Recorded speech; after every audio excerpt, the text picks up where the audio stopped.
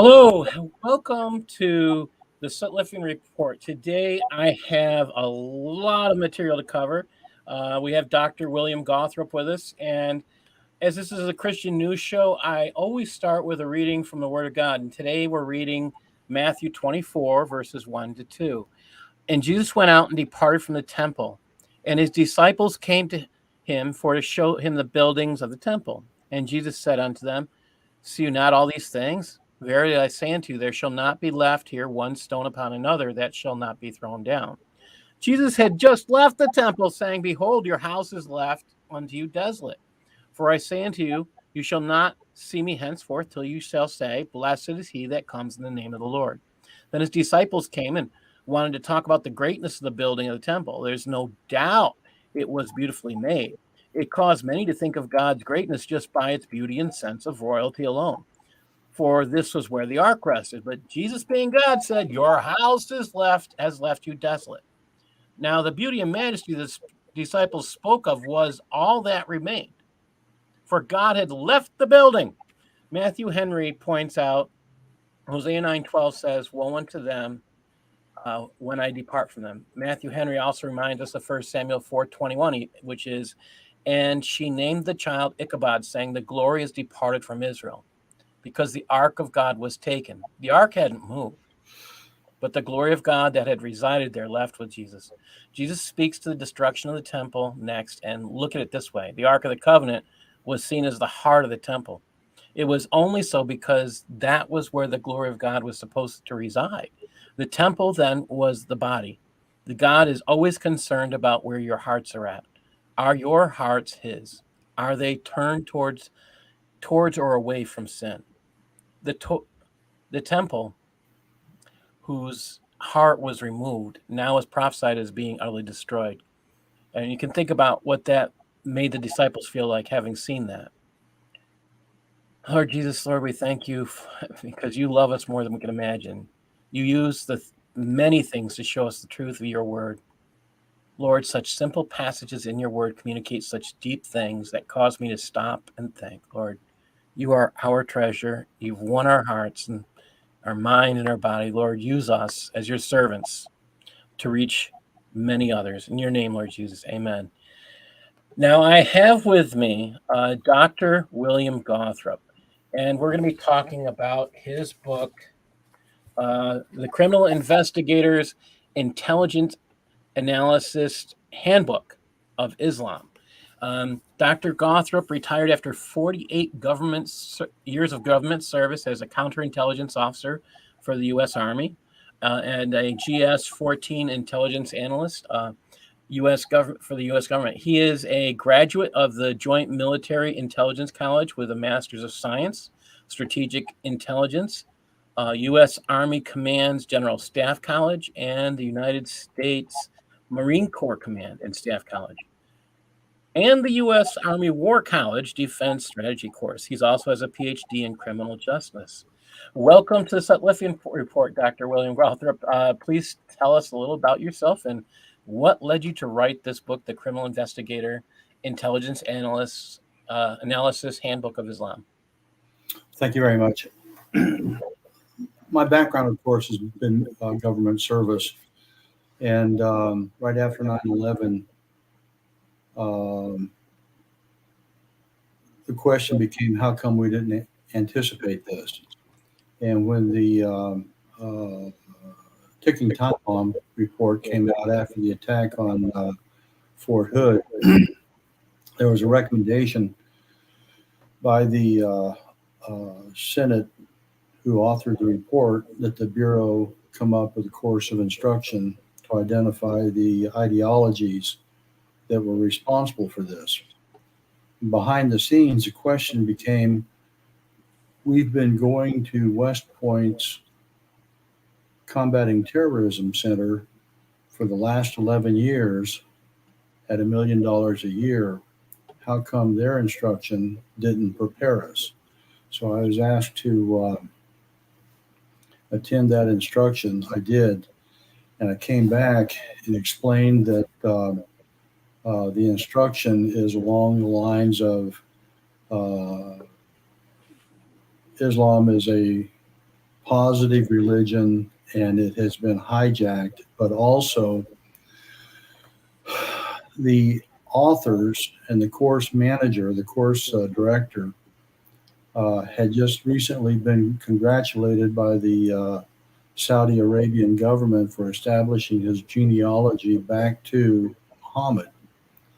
So the course of instruction that the FBI had been getting for the last several years had not been doctrinally thorough. They were leaving out a lot of stuff. And I identified the doctrinal deficiencies in the instruction, and that became the basis for the Bureau's request that I provide some instruction. And after I retired, I noticed that most college courses and most textbooks dealing with terrorism did not deal with jihad. Now, it's important to understand that terrorism is an act of defiance, whereas jihad is a positive, legal, and religious duty to act. It's an act of devotion.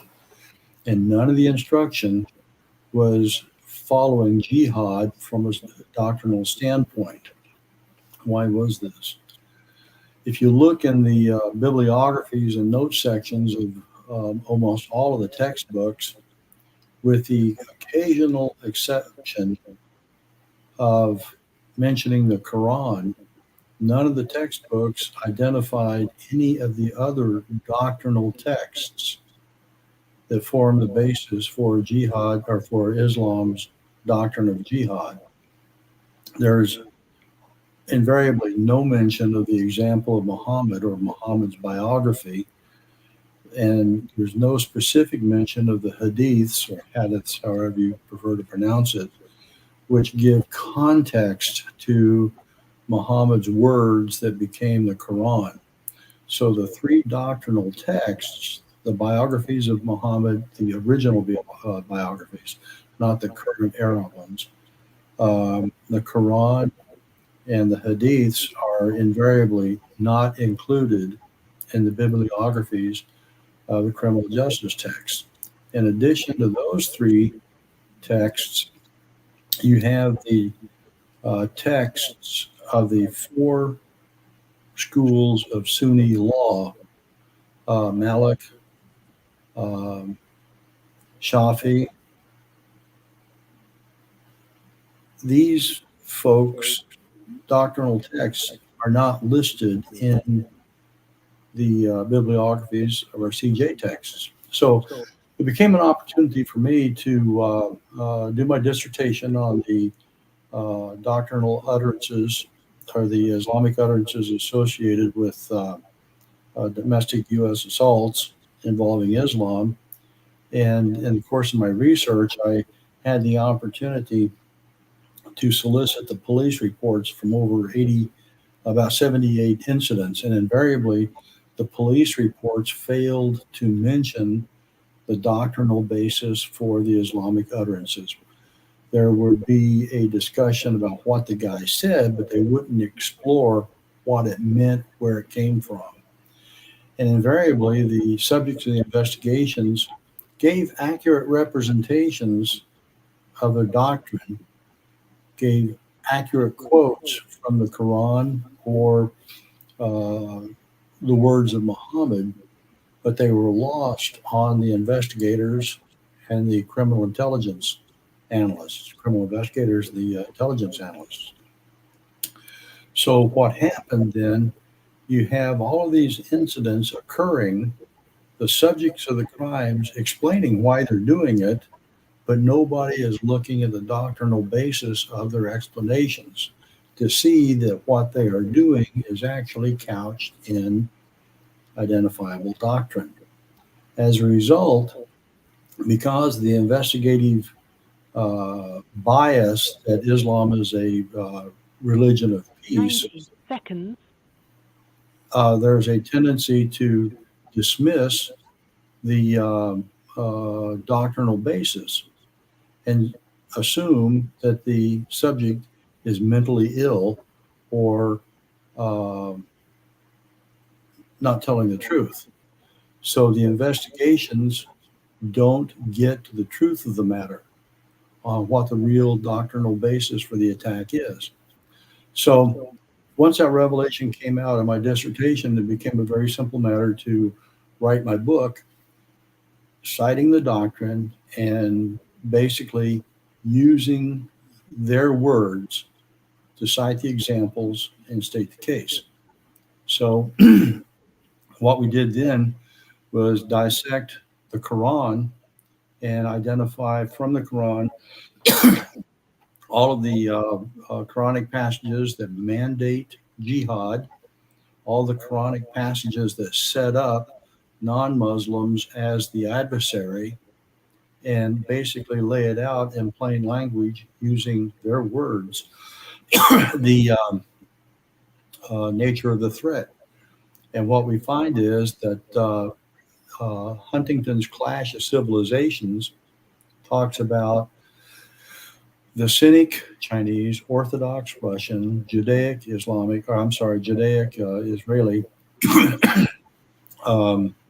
Western, the Western world as we know it, and the Islamic civilization. And all of these civilizations are in tension with one another. So Islam is the only civilization that has as its core objective, a civilizational objective of establishing suzerainty across the planet. No other civilization wants to dominate like Islam does. So now it becomes an issue of putting the information out there in a text that is actually pretty easy to read. It is. It is definitely an easy read. Definitely. Yeah, it is. And one of the secrets that I applied, or one of the techniques I applied to my text is I used a lot of paragraphing. A lot of academic texts will have page after page with no subparagraphs. So you identify the paragraphs and you put in a lot of sources. And the other feature of my text is I use predominantly Islamic sources. And that's a point that misses, or that's missing in a lot of criminal justice texts. They'll talk about an Islamic topic, but they will not use Islamic sources. Which is something that never ceases to amaze me when how can you, I mean, this is where in academics and I would think in intelligence analysis, at least when I took classes, the incredible importance of citing your sources is, I mean, that, and I mean, I get at some point they changed some policies about, they always want to be able to verify the sources were accurate is one thing, but to not provide a source, how do you have any basis for trust? Yeah. In what they say? Let me give another example. Suppose you were writing a paper on Japanese poetry. The problem with criminal justice writers is if they were writing on Japanese poetry, they would use French, German, American, Australian, Spanish sources and ignore the Japanese sources. I think it's important to read what the doctrinal sources have to say. Yes. So if you were to draw a picture of a bullseye and put the Quran, the Hadiths, and the Sirah, the biography of Muhammad, in the center of the bullseye and the outer ring of the four Sunni schools of Islamic law and their texts, we are not looking at the bullseye and the secondary ring. We're on the outer rings looking at terrorist magazines such as Dabik and what have you. And what the intelligence analyst should be doing for the criminal investigator and what the criminal investigator should be doing for the courts is determining the motive and the motivation of the subject and putting it in plain language using the terms of the doctrine that's really at work. And it's not hard to find. That's really important. The second question I have is in chapter 2, which is titled "Criminal Justice Equities." You mentioned the evolution of jihad. This past it was actually Tuesday. I said Sunday, but on this, but Tuesday on Crossing the Crescent, Dr. Lloyd DeJong read from 09.0 of Reliance of the Traveler. Jihad, for those unaware, is a war against the non-Muslims according to Sharia. Can you tell us a little bit more about the evolution of Muhammad's theory of jihad? Yeah, first of all, let's back up just a little bit. When Muhammad was proselyting his new religion in Mecca, the people began to distrust him and shy away from him. And he eventually set up Islam as a competitive religion. And because he was being coerced and attacked by others who were not Muslim, he formulated a worldview that coalesced into Dar al-Islam and Dar al-Harb. And if you weren't Muslim, you were part of the house of war and you were our enemy. This coalesced into a hardened military view that if you're not Muslim, you are the enemy. And the concept of jihad went through 4 phases of development. The first was where Muhammad took the abuse from others and it was overlooked on personal and religious fronts, and he simply encouraged people to give his religion a chance to prove itself. But as the audience became more aggressive, Muhammad gave permission to fight to defend yourself, which is logical. And then the third phase was you could have preemptive attacks to defend yourself, but not during the 4 sacred months. And then finally, he gave permission to give attacks absolutely at all times and all places. And that has continued to this day. So preemptive attacks are permissible, and you don't need the consent of a caliph or an Islamic ruler. You can act on your own. Now, the Shiites have a requirement for an Islamic ruler to give permission, but in general, autonomous self-actualization is reserved for the individual who sees a need to strike out. If I could chime in here real quick, that's very interesting. I'm sure you're probably aware of this, of the Book of Jihad, written, I think, in the 11th century. I forgot who wrote it, but the Book of Jihad, where it actually spells out what you were just talking about. But one of the things that's interesting in the Book of Jihad is, well, he raised the rules for jihad, I think is the name of the chapter. But one of the things that's kind of funny is that it is permissible to do jihad in the following circumstances. One of them is just kind of common sense. You're out on the frontier, you're out in a border area, and somebody's going to come into your village and raid you. Well, you can't wait for the caliph, okay, 1,000 miles away to get permission to go out and attack them, okay? So that's just kind of common sense. But one of the things I found was very interesting in the Book of Jihad, it says that it is believed that if you go and seek the caliph's permission, the caliph will refuse your permission to go out and jihad. So therefore, it's permissible to go on jihad without asking him, because he might say no. So hey, you don't need the caliph's permission. If he's going to say no, just go out and do the jihad. So yeah, very interesting. No, I just thought I'd chime that in. And that goes almost into Eric. Thank you for joining us. It goes kind of into what my next question, which is you also mentioned rules of engagement for jihad in your book. So for this, you created Appendix C, which I found fascinating. Can you please tell us a little bit more about this concept of rules of engagement for jihad? Yeah, Appendix C is simply extracts from the Quran. And that's a very short statement, but very profound in its implications.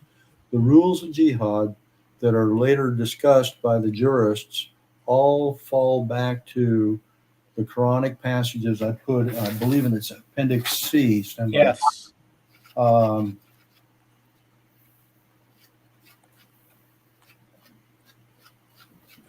Yeah, you have a partial list of Quranic surahs relating to rules of engagement. Yes. On page 142, partial list of Quranic rules relating, or surahs relating to rules of engagement.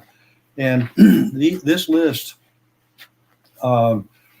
becomes useful in conversations with folks who insist that Islam is a religion of peace. And to some degree, it is a religion of peace, but it is a religion of peace within its sphere of influence, but it's a religion of war on the periphery. And wherever that periphery meets other civilizations, those are lines of contact and conflict. So a lot of folks not having a military background don't understand that meeting engagements are hostile acts, regardless of the internal content of the sphere of Islam. It may be peaceful unless you're an apostate or your daughter wants to marry a non-Muslim or what have you. It is a religion of peace, but the other half of the coin is it is a religion of war when it comes in contact with other civilizations. And that appendix identifies the surahs that become the doctrinal mandates, not enablers, mandates to wage war. I like the concept that you did that. You did this is where I think it's humorous that you did a lot of the stuff that I did with my book, and I think you're going to laugh when you do get my book, because you'll see I also put an appendix in the back of the book that had to do with violence. So, yeah, the violent surahs, and I just think it's funny. On page 38 to 39, you state the applicability to street crime is that a believer embracing a religiously mandated we-they worldview and instilled with a duty to act independently may take action against his perceived enemies of Islam. Now, Dr. Gawthrop, can you please tell us more about what this means? I mean, I know you've pretty much told us this, but because I think this is really interesting because you're bringing it right into the concept of criminal engagement. In acts of violence or crimes. Well, a Muslim has a positive duty. Understand that a Muslim has a positive duty, period.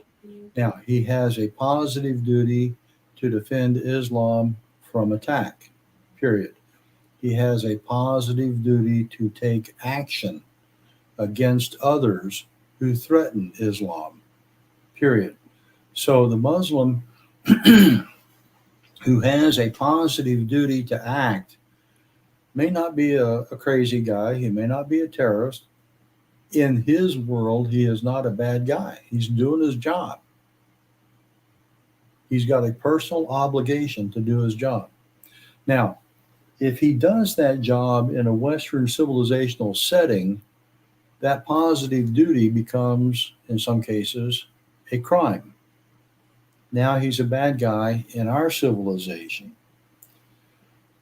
Reliance of the Traveler identifies an 8-step process that a person should apply when they see wrongdoing. The first is to simply tell the person, hey, don't do that. The second is to forcibly restrain that person from doing something, and or shouting. And there's a level of escalation that leads up to the application of force, physically throwing out the alcohol or restraining a person or taking up arms. Now, as long as that 8-step process is articulated in Reliance of the Traveler, which is Shafi's law book, it imposes on the Muslim a positive duty to act, and it lays out a course of action he should be following. So when a Muslim commits, quote, a crime, unquote, in a Western civilizational context, the investigator and the analyst should be looking at that 8-step framework and ask the subject, were you working in the context of these obligations to act? And if the guy says yes, those are issues in mitigation and extenuation. Remember that a criminal investigator is there to find the truth of the matter. He's not just there for the prosecution, he's there for the defense as well. And the intelligence analyst is there to give the criminal investigator insights to forces at work, in this case, the doctrine. So a Muslim goes out and does something, and we owe it to the integrity of the investigative process to say, yes, he did these things. Here's his motivations. And oh, by the way, here are some mandates that might have a bearing on the punishment phase of the crime. Maybe not. But the defense is entitled to know, and theoretically, the defense, unless they are Muslim, may not be aware of the doctrinal forces at work. So the integrity of process is that the criminal investigator and the intelligence analysts are there to identify the truth of the matter and deliver the evidence up for the courts to decide. Now, whether or not in a Western civilizational setting they would permit that act of violence is unlikely, but that's the nature of the two civilizations that are in conflict with each other. Eric, I was wondering if you now I don't know, Eric, you caught anything that was said earlier, but Dr. Gawthrop is also an Army, and I thought you may have some interest in this because of your background as an MP. Well, one of the things that I did notice is when we were running convoys in theater, and we would stop, and you'd have to get out, and you'd have to fan out and provide security. You can see what he's talking about is you see it firsthand. It's a cultural difference between what we experience here in Western society versus what they experience over there. It's the treatment of women is what I'm specifically pointing at here. Women are not allowed to leave the house without a close male relative. And one of the saddest things that I did see while I was out over there was that there was a woman who was, and I had the interpreter with me, she was basically begging for money from the convoy because she had 4 kids and her husband had been killed 2 weeks before. And as she's trying to tell us this, a man comes up from behind her and calls her, from what the interpreter said, calls her a whore, calls her well, it wasn't a kafir, but it was somebody who deals with these infidels. Sharmuta. What? That's what they call them, sharmuta. Okay, well, whatever it was, I didn't understand what it was at the time. This is 18 years ago or however long. God, it's been a long time. So you see these cultural differences, and how it just it becomes evidences and is small examples like that. But as far as the other stuff that he was talking about, I'm sorry, I got here late. Kind of a late day. Sorry. That's all right, Eric. You're keeping busy. That's the good part of it. I find this relation, I think it's so drastically important, especially when I look at Europe. I hope you're sending your book to Europe. I don't know if Germany will pay any attention to it. When I was there, even their intelligence people seemed They seemed to know what was going on, but they seemed oblivious at the same time. So, and that was in 2016. My next question is about chapter 5, which is titled The Quran, Criminal Justice Equities. Here you talk about the historical development of the Quran and highlight some of the issues because of the Ridda Wars. Now, Dr. Gawthrop, can you tell us how the Ridda Wars caused problems with the creation of the actual book of the Quran instead of the narrations that existed in Muhammad's day? Yeah, a little bit of history on the fabrication of the Quran. The Quran was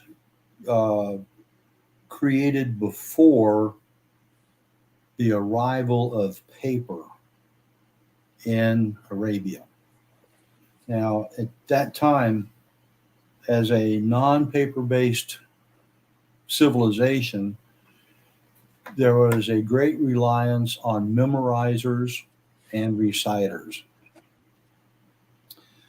When Muhammad would have the occasion to make an utterance purporting to be a revelation, he was accompanied by scribes who would write down what he said, and those words were retained on pottery shards, bones, palm leaves, anything that was available to write something down.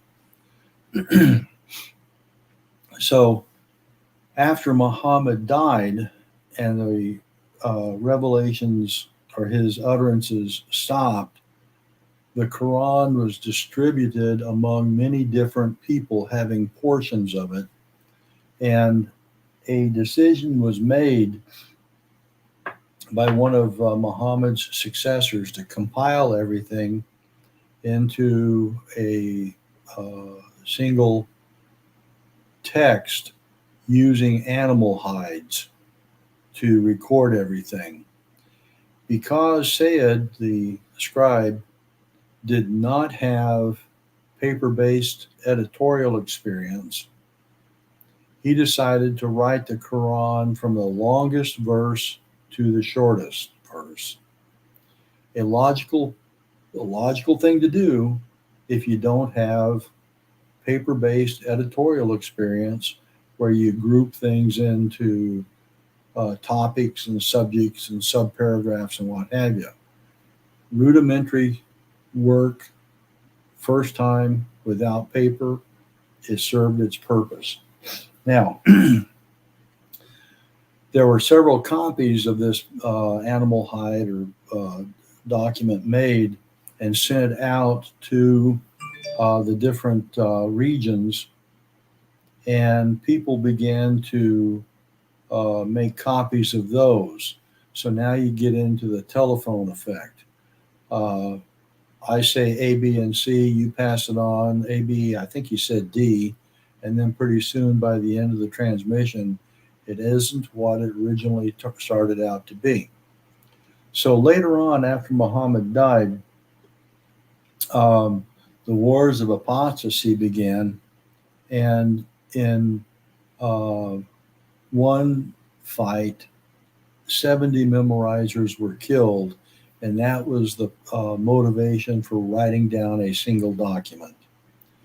After several years, there was another battle in which a commander walked through his camp and he heard the fighters arguing over which version of the Quran was superior to the others. So now it became an issue of rewriting the Quran or editing the Quran into a master version. And I think it was Uthman that got all of the copies and destroyed them and issued the Uthmanic version. And that's the one that we have today. Now, there was one gal, Hafsa, who was a daughter of Muhammad, and she was allowed to keep her copy of the original Quran that had been master written by Sayyid. And after she died, even that was taken and destroyed.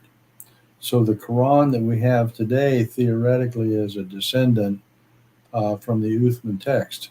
Now, truth be known, if you take a look at an Egyptian Quran, the Pakistani Quran, what have you, there are still major variations in there.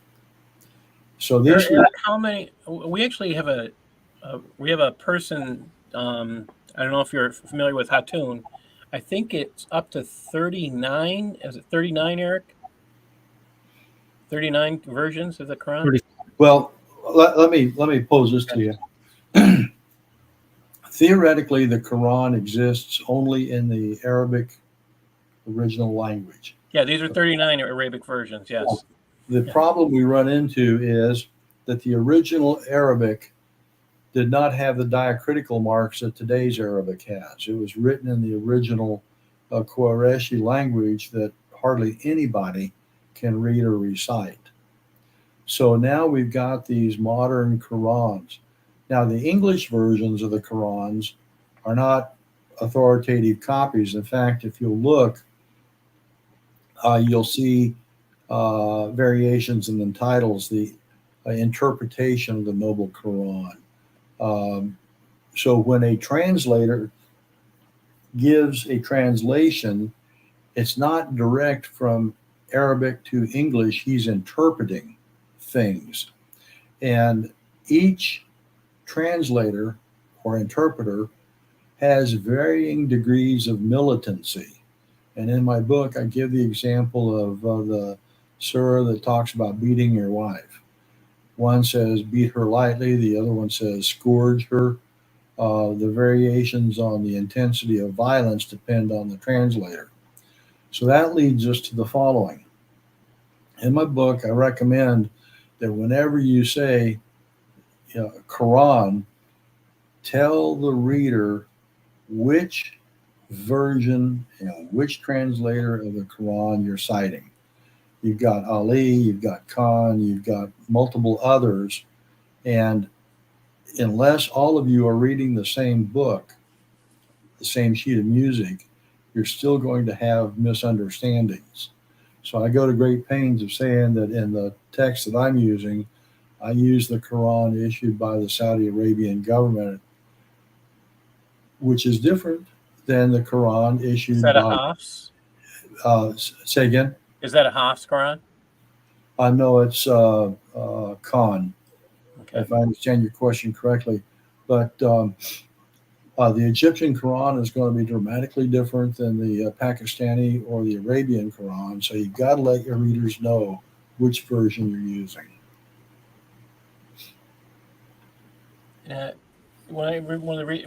We try to keep up with. I think everybody in here tries to keep up on how many that. I was wondering where Dr. How do you pronounce your last name? Gawthrop? Yeah, Gawthrop, like Northrop Aviation.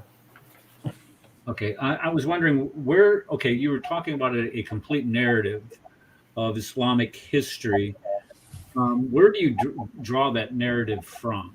I mean, what is your source for the Uthmanic recension and all of the previous Qurans, written down bones, rocks, pottery, things of this nature? What is the source for that?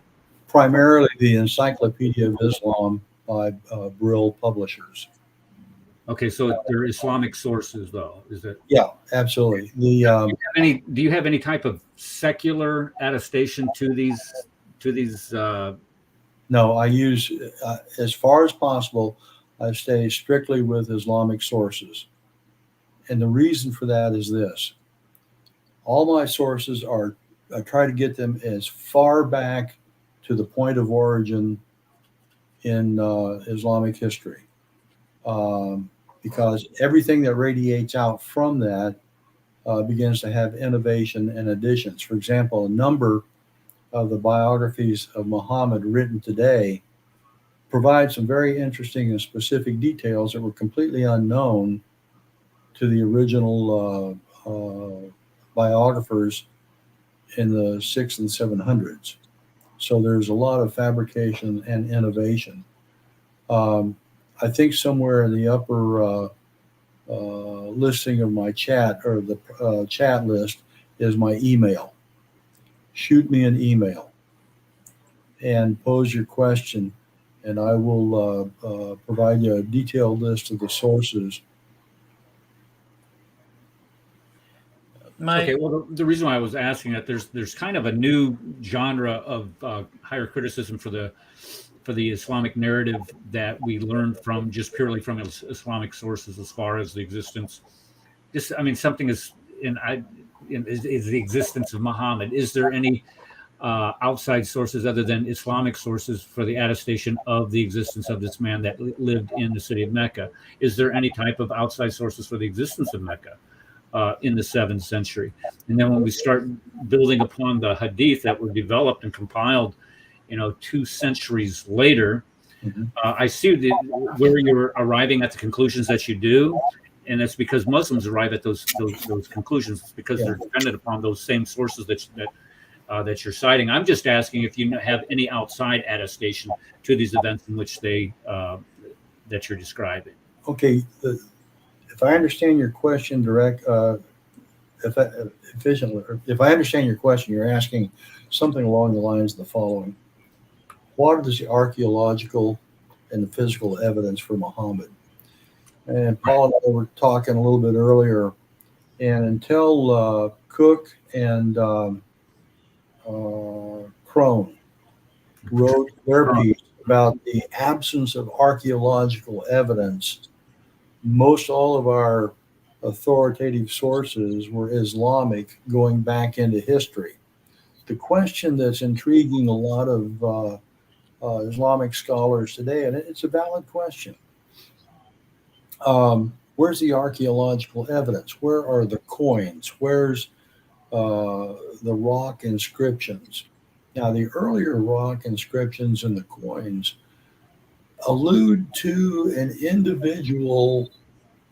The term Muhammad could have meant a prophet or a Usama Dakdak says it's a title, right? Yeah. Yeah. It's not really a name, and that's what which I find quite interesting. And the earliest coins with an Islamic inscription also bear a cross. Mm-hmm. You're right. I've seen those. Yeah. So there's a new field out there that really should be aggressively pursued. Now, as I was telling Paul, the absence of evidence doesn't mean that there's no actual the absence of evidence. Yeah, you got that. Right. What happens is this: there may be a storm of controversy about whether or not there was a Muhammad.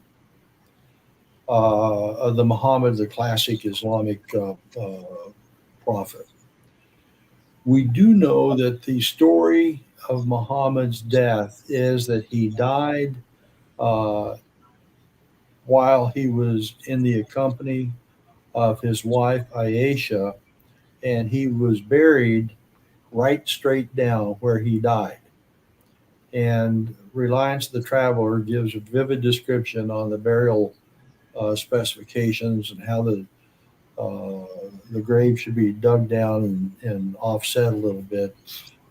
But there's an account of Muhammad's physical feature. He had a gap in his primary teeth, between the 2 front teeth. I think the medical term is distaff to describe the gap.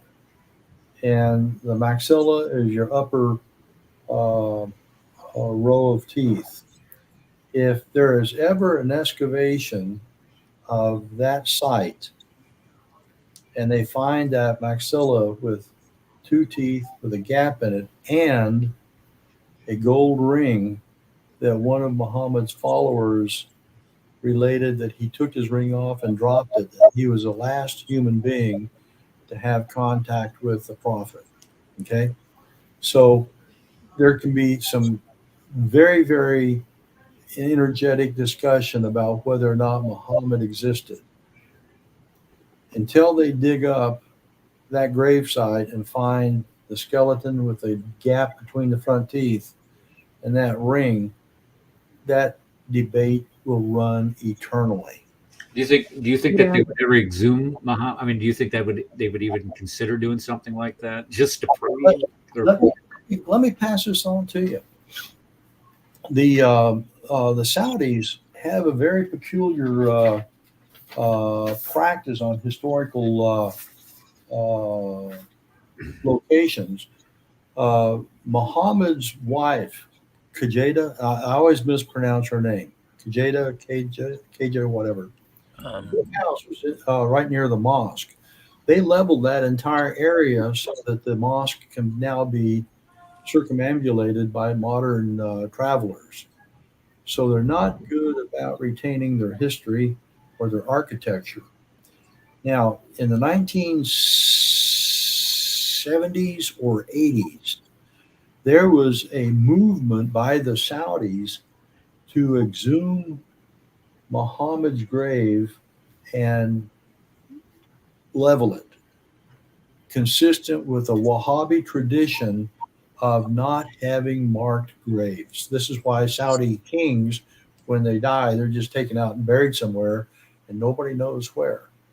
And there was a real uproar in the Islamic community asking the Saudis not to do that. The very existence of Muhammad's burial location being marked and celebrated is a violation of Islamic tradition. So it puts them in a conundrum. Do we keep this thing or do we destroy it?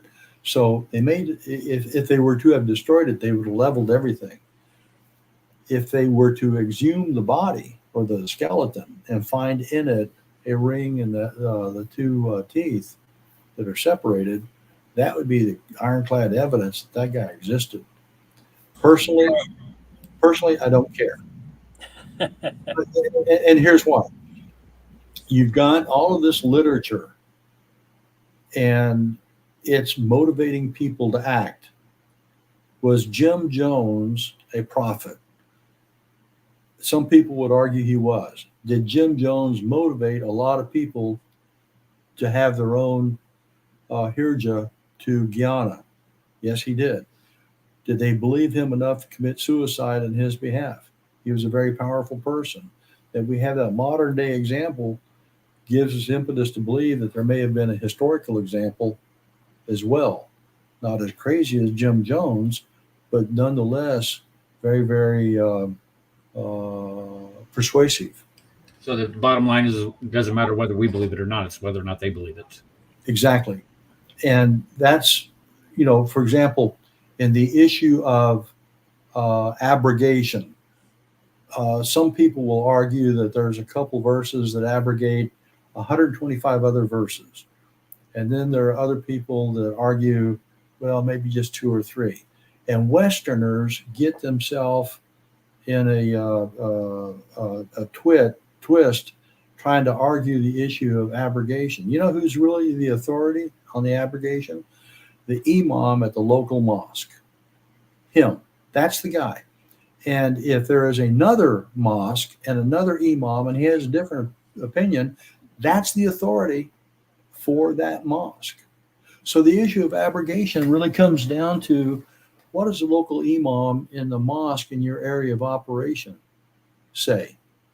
And if you don't have the answer to that, you're literally shouting into the wind on your argumentation about abrogation. Go to the source. Go to that imam. Talk to him. That's actually a very interesting observation on that. Definitely so, because we like to think of Islam as like this monolith. Okay, well, a monolith that's fractured off into Sunni, Shia, Wahhab, whatever. But it's really not. Okay, it is kind of a local thing. Whatever the local, Yes. like you said, whatever they believe, then that local Muslim community will believe. Now, Yeah. the problem, and this is what creates the problem with the what is called sectarian violence, and this is the problem that's plagued Islam throughout its total inception. Okay, they all like to say the golden age of the Caliph or the golden age of Islam.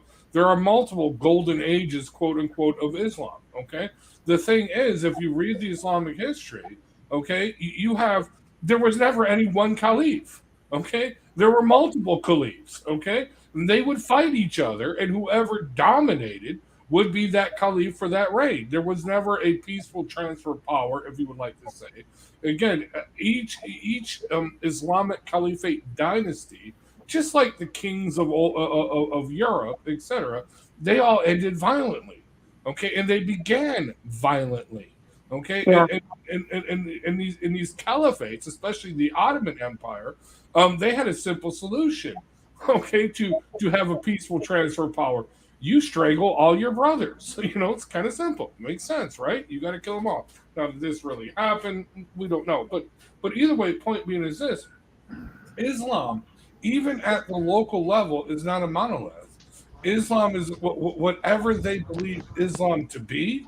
Okay, that is what it is until somebody else comes in there and either through strong arm tactics, either through force and violence, or either through social and economic persecution, that will be the dominant Islam at the local region. Okay? Right.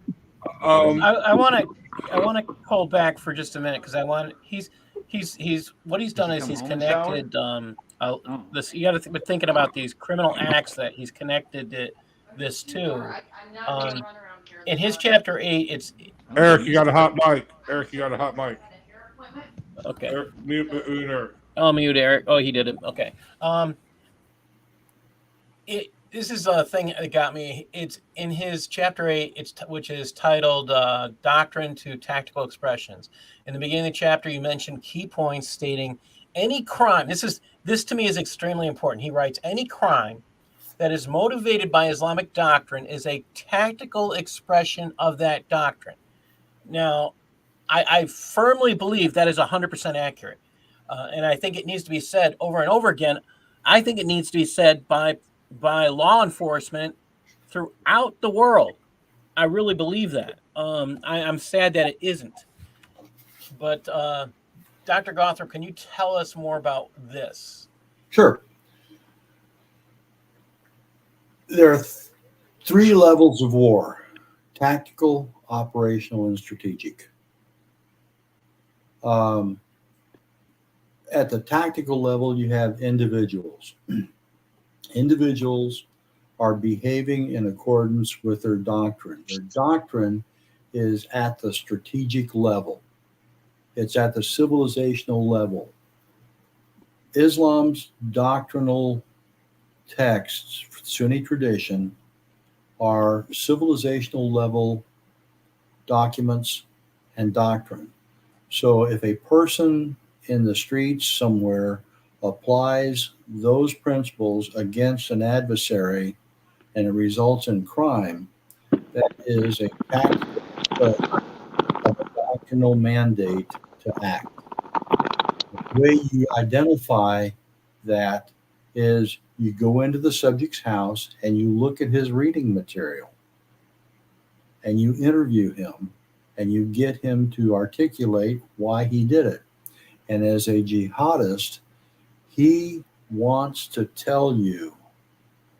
He's not going to hide it from you, because hiding from jihad is a sin and it's a sign of weakness.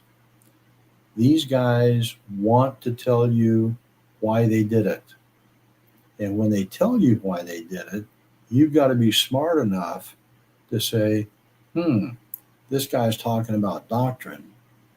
And you've got to believe it.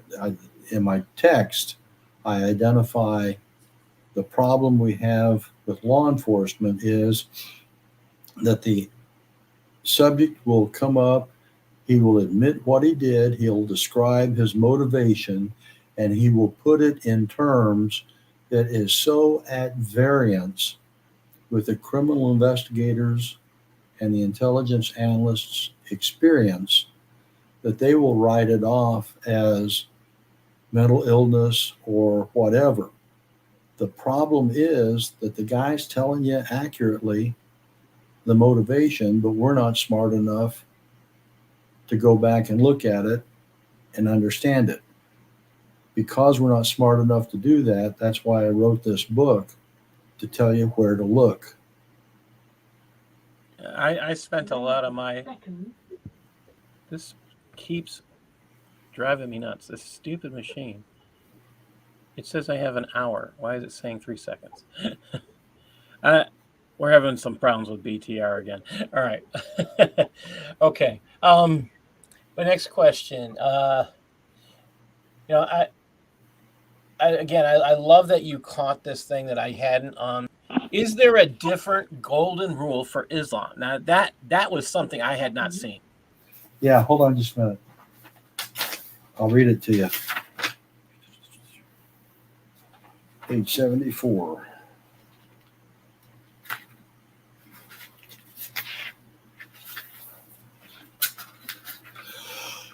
Everybody is familiar with the Christian concept of a golden rule: do unto others as you would have them do unto you. Islam does not have that golden rule.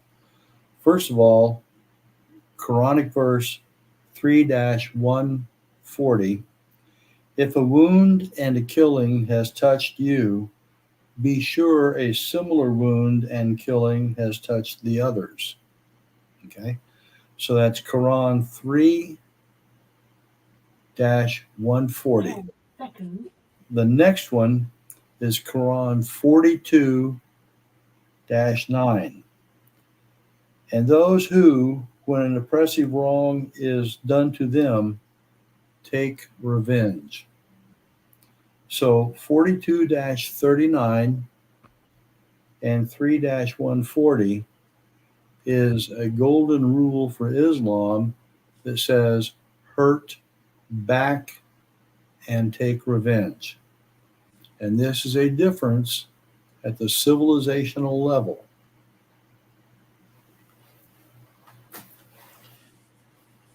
And it's kind of like you did something to me, I got to get even, and that's it's the get even rule. It's not the do unto others and then run. Not that concept either. It's a severe we must get even type rule is what it sounds like. All right. In the same chapter, you talk about the purposes and historical uses of mosques. Now, churches are places of worship. Synagogues are places of worship, which this is what I enjoyed. And we don't have enough people talk about this. Recent history has shown us and continues to show us every month, if you read the news sources that I do, that mosques are not only used for worship, they have other purposes. What are those, Dr. Gawthrop? And this is, again, please remember, this is from a person who's thinking of criminal law enforcement, criminal intelligence analysis. This is extremely important to hear it from him. Okay. A mosque, of course, is a place of worship, but it is also a courthouse, a jail. It can be used as an armory, a military training center, ammunition storage facility, hospital, treasury. So let's go through that one more time. It may be used as a boarding house for travelers, for students and those in need, schools for Islamic studies, that's what we associate it with, diplomatic centers, okay?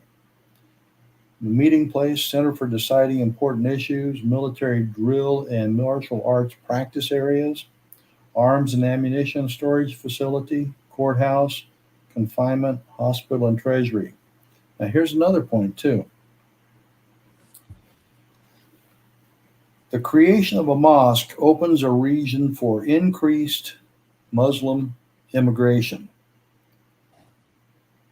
The construction of a mosque and a house or a living facility for the imam adjacent to one another produces an archaeological and spatial statement of the unity of the religious and political authority of the imam.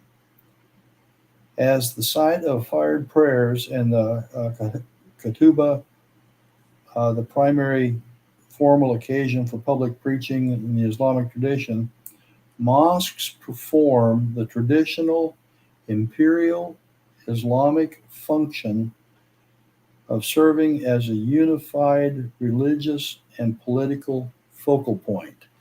Now, this is important. One of the problems that we run into is that Islam resists assimilation or integration into the host society. Instead, it creates a parallel society, and the mosque is set up to be the center point for that parallel society. So the mosque, when you look at it, you should be asking the question, does an imam physically live there? And if he does, that is a political entity inside your county or city that is going to set itself apart from local government.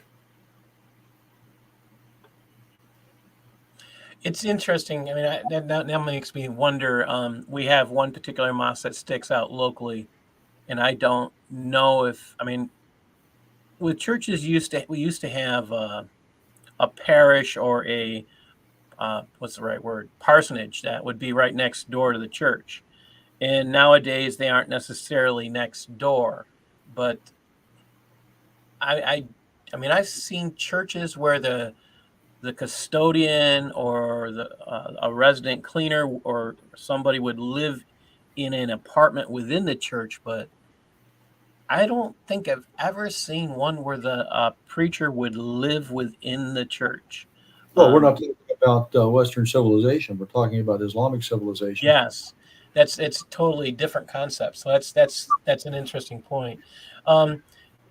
I saved this my what I consider the best question for last. One of the topics that's near and dear to me is the lack of intelligence analysis from a supervisory role that acknowledges Islamic law and doctrine as oppositional to America and all that she stands for. You do this on page 100 of your book. You mentioned supervisory cognitive dissonance, denial, and political correctness as the real motivations behind this. Can you talk to us more about this, please? Sure. Most supervisors in the U.S. government receive training and education on Islam that does not address the militant aspect of Islam. It talks in terms of jihad and terrorism being separate from Islam, but one of the things that we don't do is say Islam has a militant feature that is doctrinally a part of Islam. And by the way, here's how we're going to talk about it.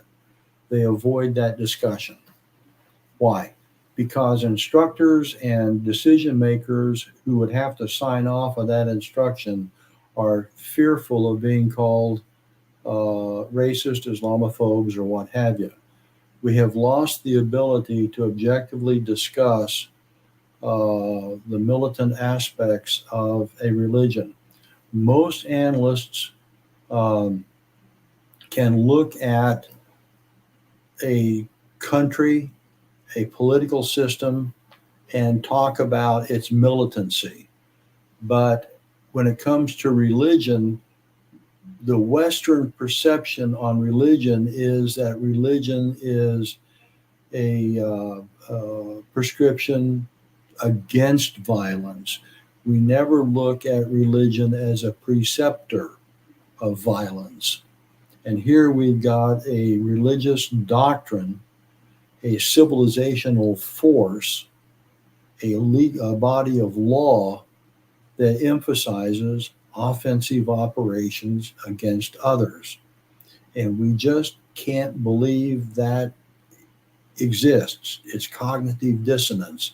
Supervisors just can't find themselves to sign off on training or education that says, yeah, there's a mean streak in some religions and this is how it works.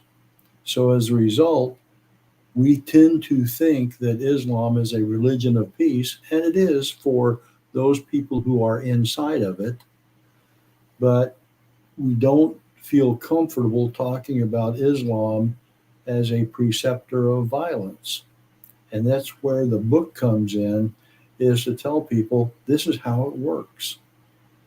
And the reason it works is because we draw on Islamic doctrine and the Sunni schools of law, Malik, Shafi, Hanafi, Hanbal. And their doctrinal juridical texts give clear guidance on how to wage war. We just had Dr. Lloyd DeJong on the Cross and the Crescent last week, or this week, and it was Tuesday, I believe. And was it Tuesday or Sunday, guys? I can't remember which one it was, but I was amazed. I think it was Sunday. We had It was Sunday. It was Sunday. Definitely Sunday. Okay, Sunday. So one of the interesting things he did, which if you know any of them that would dare to learn, I would say to look up Crossing the Crescent with Dr. Lloyd DeJong.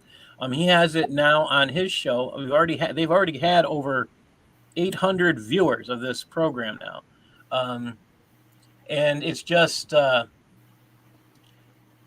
it was so detailed, and it just proves all the points that you're saying. It was phenomenal. And he's out of Poland, so I don't know if you're familiar with Dr. Lloyd DeJong, but it was highly impressive, and this is a really good follow up to that piece.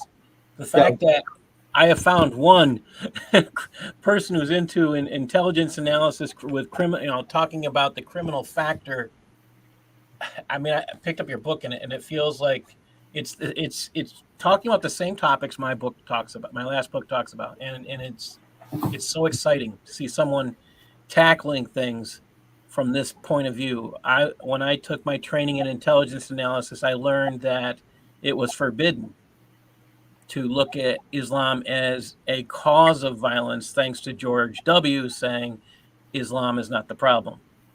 That's what I was told. It was doctrine. You can't look at it that way.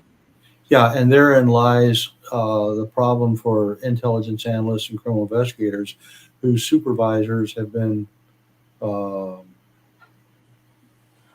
that, and they instill it. And it has efficiency report impacts if your subordinates learn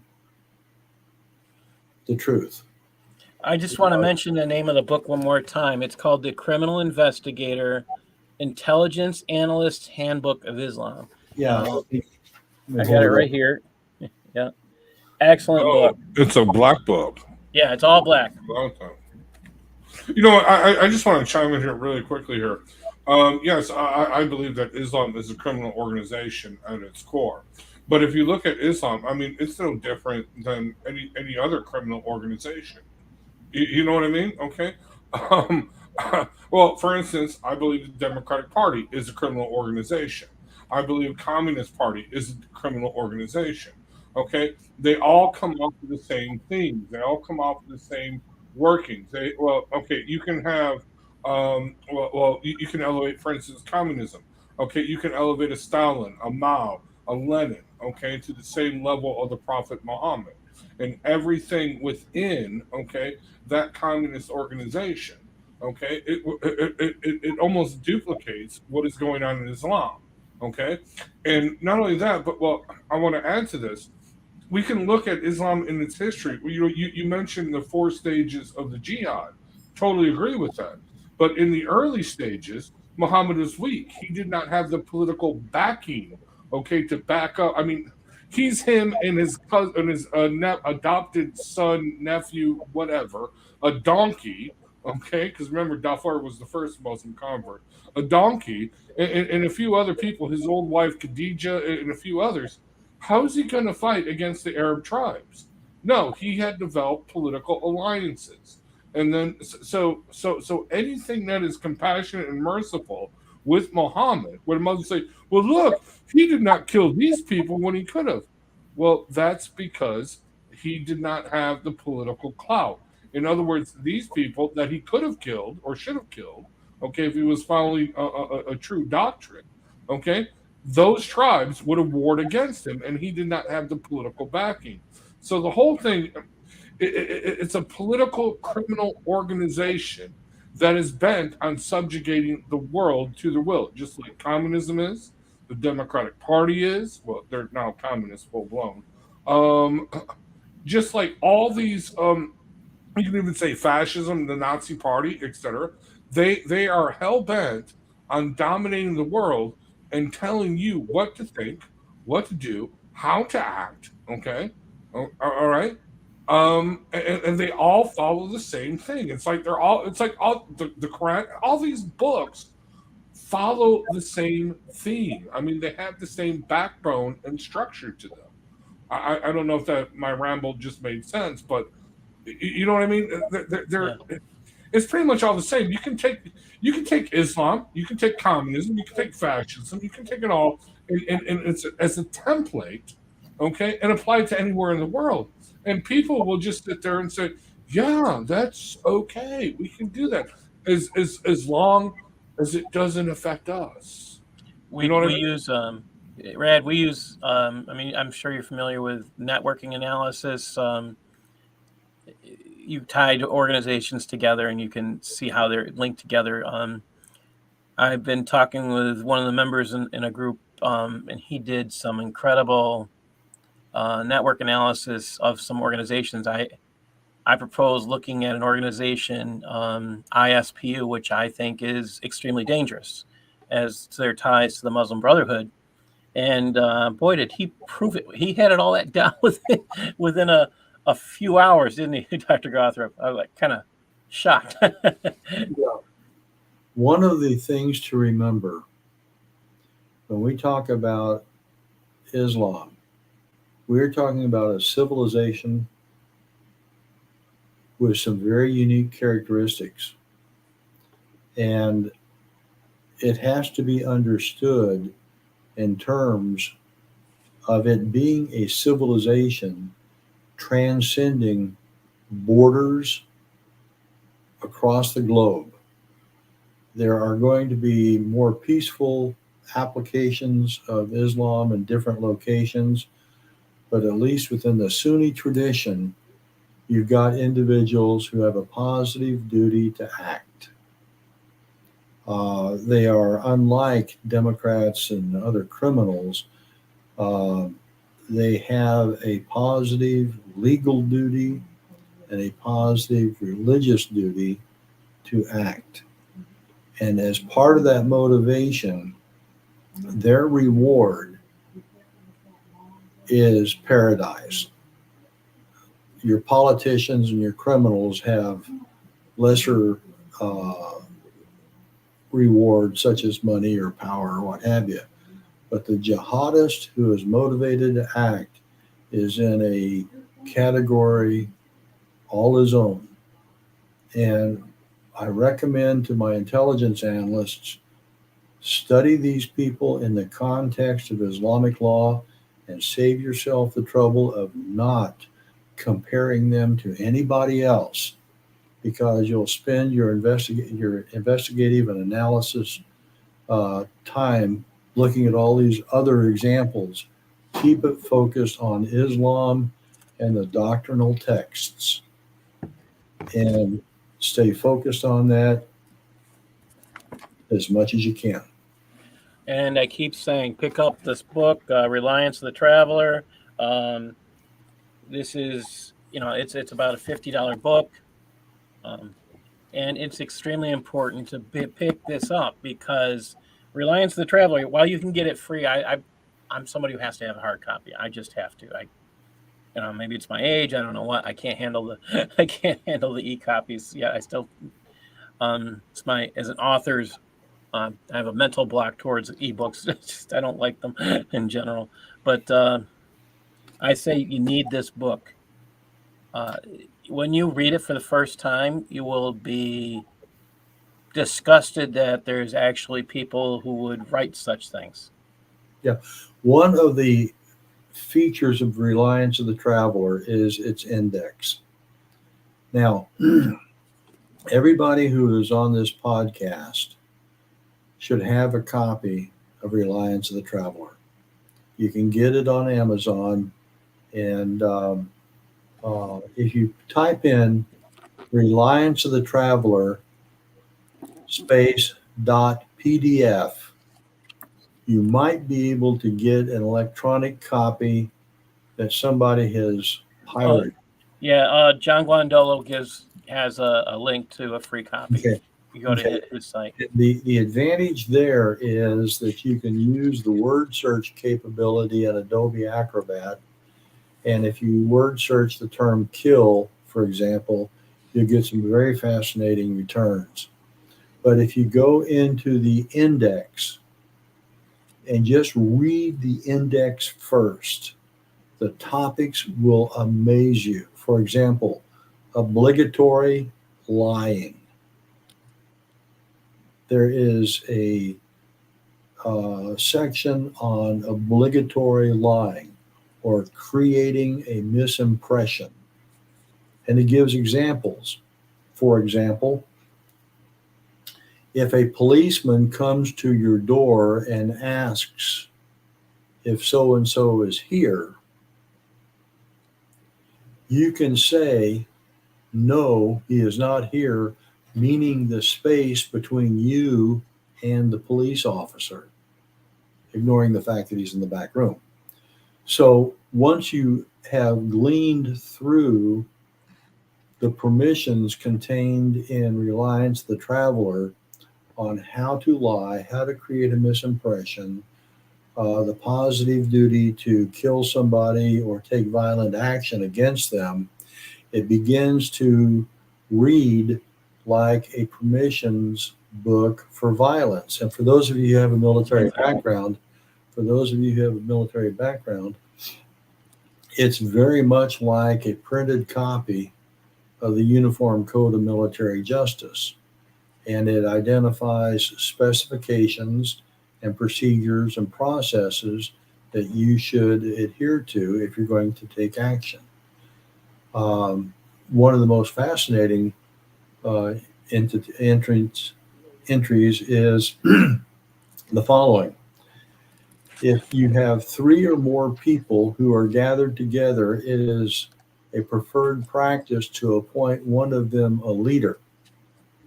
So anytime you've got 3 Muslims together, somebody has a positive duty to become the leader. And you got to find that guy, and you got to work against him. The Organization is a requirement of Islam. It's a requirement. So they absolutely. I mean, it's there, and this is stated in Sharia. This is stated in when again, this is they're saying they have when they say Sharia is a way of life. They're even talking about when 3 people are together, there absolutely must be one of you who's leading. So you can't have just 3 friends that are just friends. Somebody's got to be the one in charge. Exactly. And XYZ said, yeah, Mo, Larry, and Curly. Mo was in charge. We all know Mo was in charge. He made himself a leader. But again, this is a requirement. It's not like I would say more Western type view would have been My 3 Sons. You might have seen the 3 boys. You know, usually when you think of boys, the oldest one's in charge. And in general, that's what happened with that show. That's a long time ago, but that's not always the case. Sometimes it was one or the other. It just depends. We have a question here. Do you have Hadaya also? Do I have something that the hadiths? The book. This is it's a Sharia book that Lloyd speaks about. Hadaya. We'll give you the link later on to his Google. He shares out a Google link to all that you can get all that for free. So I'll give you that to you later. How are we spelling that word? It's exactly how they spell it. Here, I'll put it up on the screen. That's it. True spelling. Hedaya. Or guidance. It means guidance. Hadaya or guidance. Yeah, I would have to go look at my library. It just doesn't jump up in my memory right now. What genre is it? Is it Islamic law? Islamic law. Sharia, yes, sir. Okay, now, okay, who's the author? Malik. I cannot remember last. Eric, do you remember the title? Who was the author? I know that you were looking at it. I do not. I'm not sitting at my computer right now. Give me a Okay. minute. I'll go find it. All right.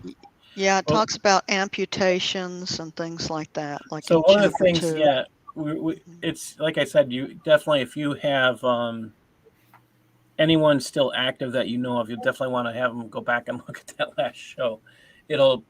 Anyone who is, quote, I mean, if they haven't looked at your book and had their eyes open, something's wrong with them. Yeah. What I do is I concentrate my readings on the Hanafi school, the Hanbali school, the Malik school, and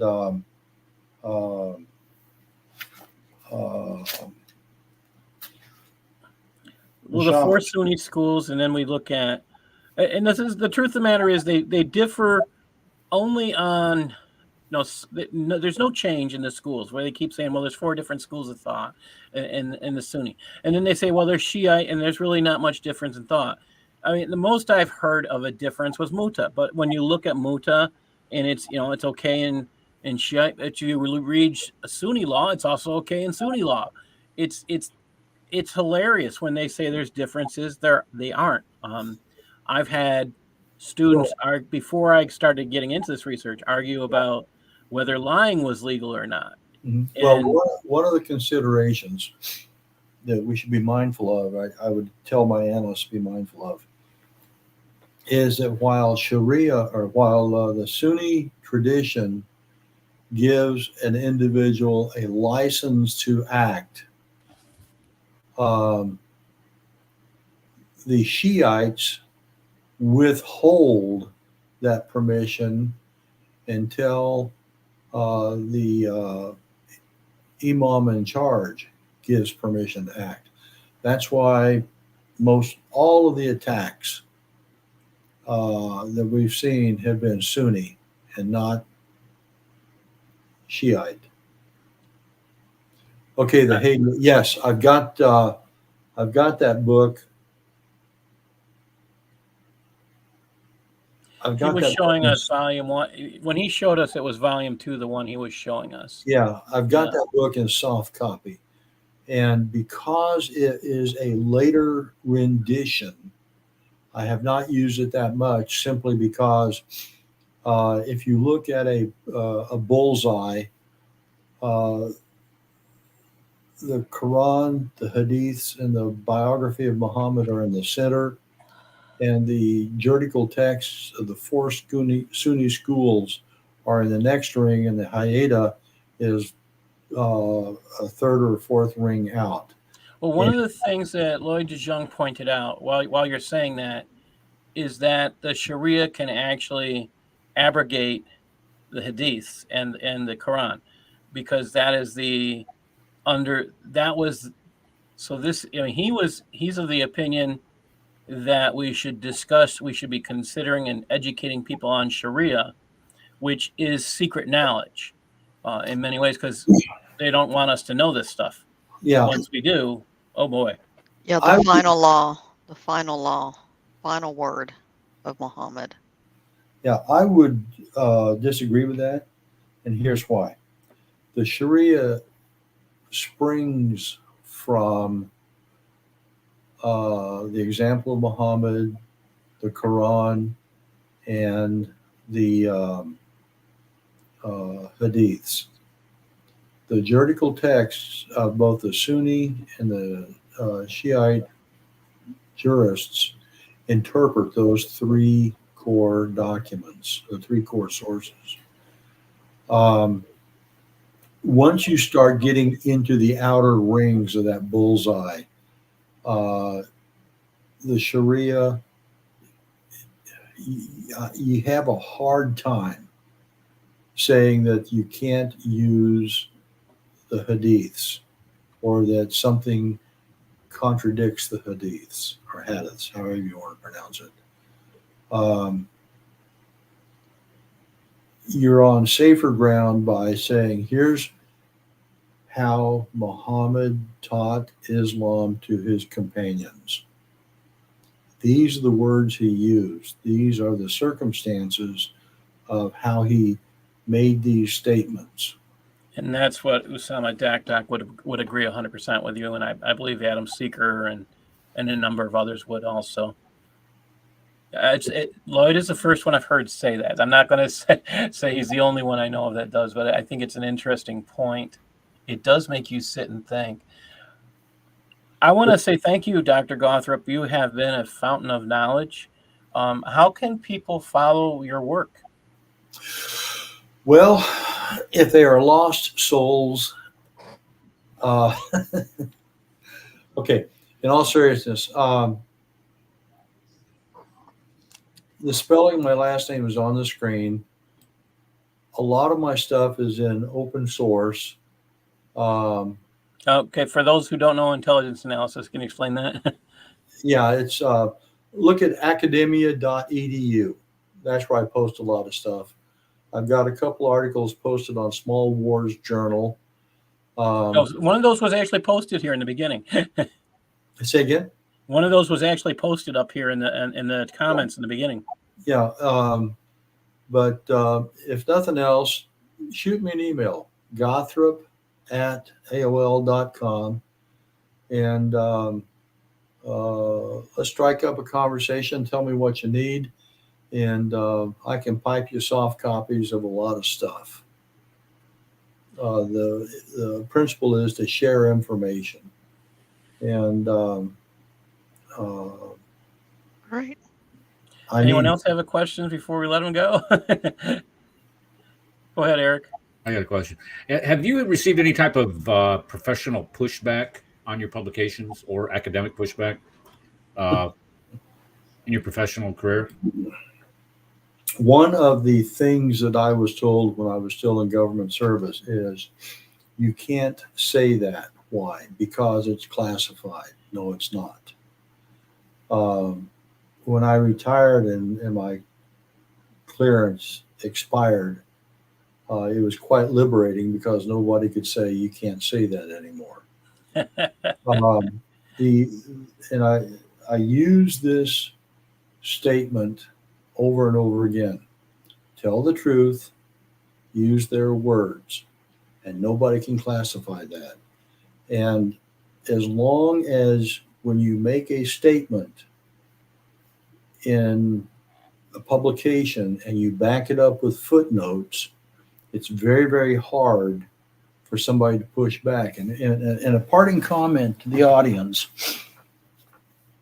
when you make a statement with regard to an assertion on Islam, make damn sure you've got 2, preferably 3 or 4 footnotes, and those footnotes should point to Islamic, not Western, sources. Because as long as you cite Islamic sources talking about Islamic topics, you can get really, really specific, and your critics are hard pressed to say you're racist, biased, or you don't know what you're talking about, simply because you're telling the truth and you're using their words. Footnote everything and stay with the doctrinal texts. Don't use Western texts. When you mean by footnoting, are you talking about using Sahih Hadith or using widely accepted Islamic sources such as the Sharia that we find in Reliance to the Traveler from all 4 schools, or what exactly are you talking about as far as footnoting is concerned? Well, okay, Eric, shoot me an email. And no, I'm serious about that. Shoot me an email. The thing that you do, and this drives my critics crazy. The 4 schools of Sunni law have 6 texts And what I do is I use an APA citation for each one of the texts, and I put them in as footnotes or endnotes or references. And what I'm doing is citing what the Islamic jurists have said.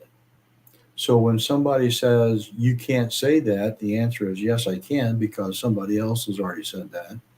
Or that's not accurate, and I'll say, well, that's what the jurists have said, so you have to argue with them. But for God's sakes, do not use a Western authority if a Islamic authority is there. And the way you do that is, insofar as possible, you convert all of your texts to Word searchable PDFs, and then you zero in on the key phrases that you're going to miss if you just use a textbook. And you get very, very specific. And when you cite you make your citation, cite down to the page number. And this is the stuff that saved me with my employers. Working for a school district, when I shared my work with my bosses, and the kids would come and see them. Now, this is in a public school. Like, they'd see my books on the principal's desk, and they'd be all highlighted and stuff. But I never got in trouble because everything is cited. Exactly. And if you have a volatile point, and you find it addressed 2 or 3 times in text A, put those page numbers in there. Yep. Then go to the next text. If you've got the Shafi tradition or Reliance of the Traveler, then go to the Muzanad or some of the other texts and cite those page numbers. And if you can cite if you got one point that is referenced in all 5 or 6 of the texts, put all 5 or 6 of those references in there, because it makes your work impeccable. It's like on a cold night, you've got a sheet on top of you, and you got a couple more blankets on top of it. You've got depth of coverage. And once you've got that out there, your tractors are really hard pressed to call you names and substantiate their arguments against you. Of course. I would just say, Eric, you're laughing. You've got an MP background. Yeah, well, yeah, I was an MP when I was. Well, that was the old argument. If the facts are against you, argue the trends. If the trends are against you, argue the facts. If the facts and the trends are against you, call the other analysts names. Is that true, Eric? Well, yeah, absolutely, it is true. Sure. And there's also this is exactly what's happening today when we look at our friend down in me today. By the way, I have to chime in here. I'm sorry. Eric was just not an MP. He was a super duper paratrooper badass. What do you say? Okay. Airborne assault special. Never mind. Anyway. No, what I was saying is that we still have people out there. For example, let's say you have an imam who you are engaging in a discussion with, and you're discussing the age of Aisha, and you cite, let's say, he wasn't there. He wasn't there. Okay.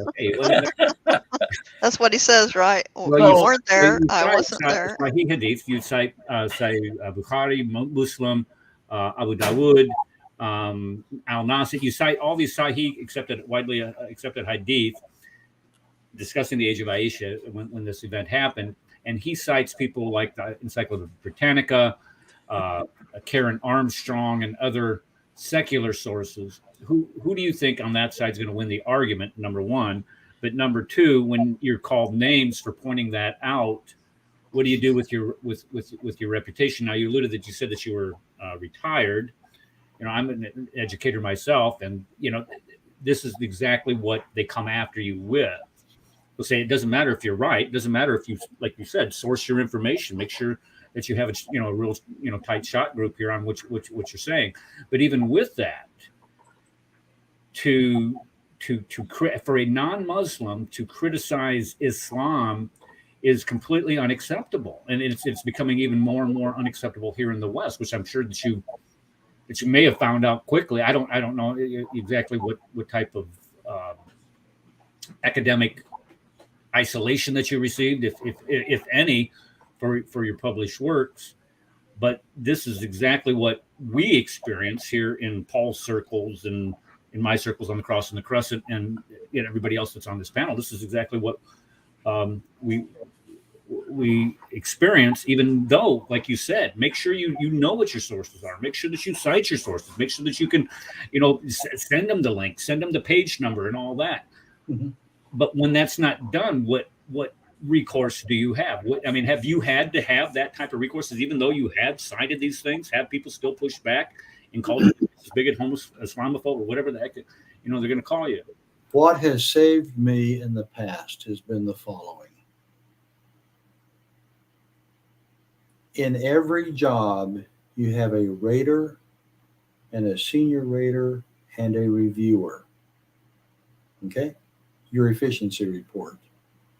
We got that in the Army, right? Yeah. Rater, senior rater, reviewer. Your job is to educate your rater, your reviewer, and your senior rater. And when you get ready to publish a document, you write it out and you put all your sources in there and you fortify it with multiple footnotes for each point. And I mean each point sentence by sentence, to the point where other academics would say, Christ, you don't need that. Yes, you do. Because now you are fighting in an arena different than all your peers. And you need that fortification and that armor. And then once you get that product written, you get your rater to sign off on it.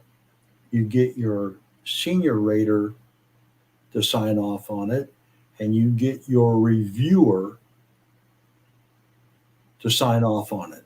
So for those of us in a non-military or non-government type role, I think that would be, if you're going to do something like this, have the guts to show your supervisor. Yeah, you've got to. And you got to have the guts to show your supervisor. I learned by not doing that, because I actually had someone go to my boss the day my second book came out, got published on Amazon. That very day that it came out, I had someone go to my boss and say I accused him of terrorism. Yeah. That's why if you're going to publish a book, and if you're employed, you have got to inform your boss. And if you're working in a college, you're going to have a department head, and you're going to have an echelon above that person, and then somebody in the university. Go 3 levels up. 3 levels. Because the first level, as that bullet comes down, we'll go, holy crap, I didn't know that. And then it goes to your rater and your senior rater, or your department head and your program head, whoever those people are. And make damn sure that you've got the email where you have sent them a copy of your product, and make them answer, yes, this is okay. Oh, see, I wouldn't even do that. Oh, well, see, my suggestion would be not to do that, because not to ask if it's okay, but to say, do you think this is scholarly? Okay. That's the question I would ask. Here's the principle. You can't save the world if you can't pay the rent. Okay? So if your income is impacted by your work, you need to protect that income stream. How do you protect it? Your rater and your senior rater, or your reviewers, or whatever.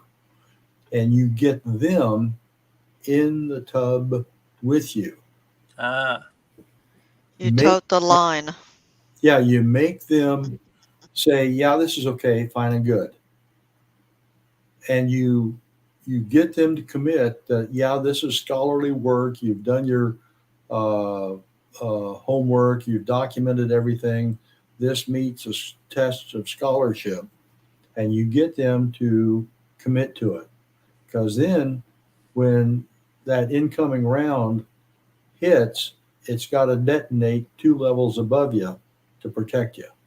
Well, the guy that made that false allegation lost his job at the end of the year. So just let you know. Well, see, that's important, because what happens,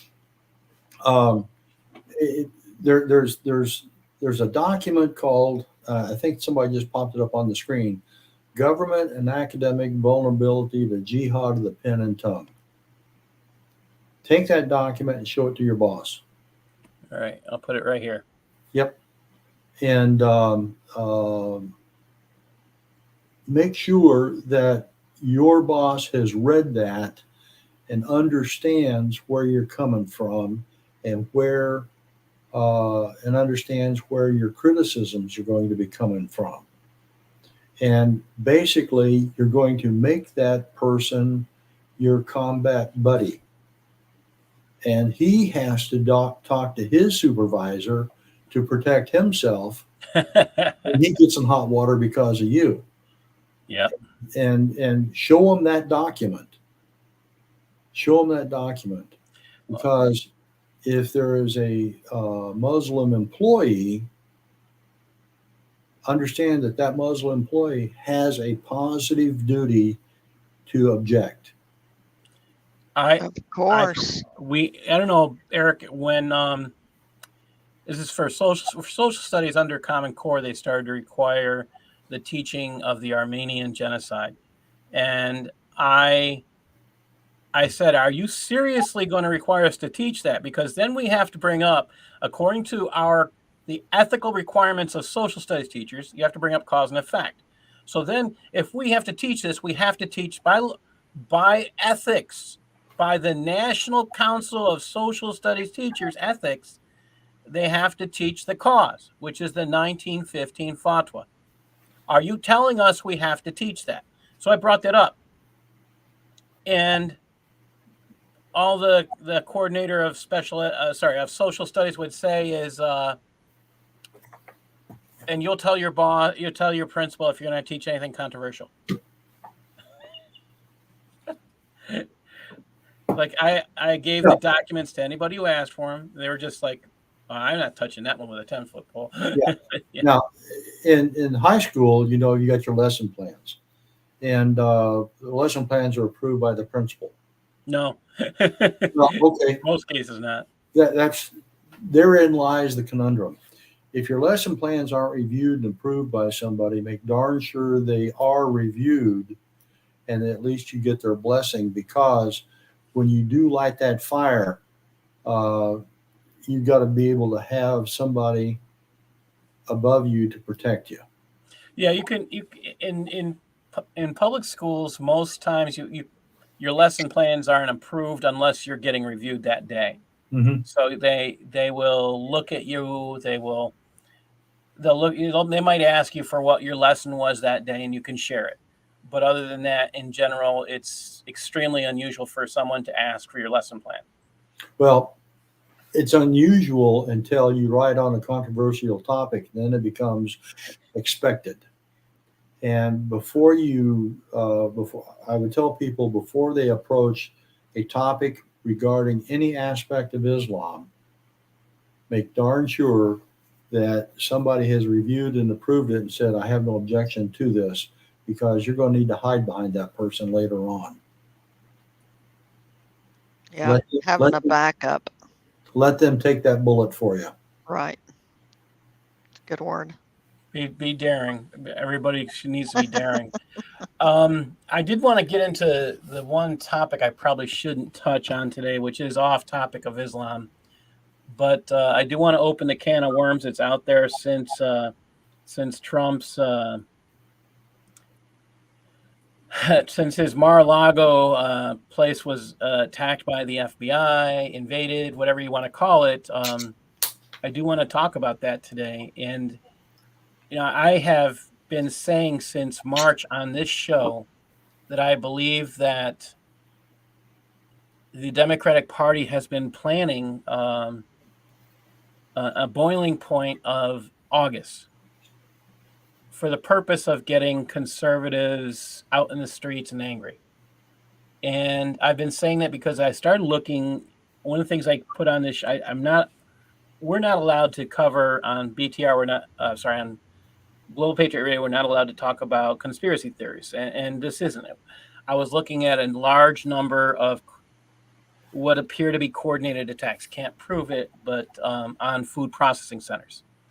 And we had 2 planes fall on food processing centers within the same week. So that's when I saw that, I was like, wait a minute.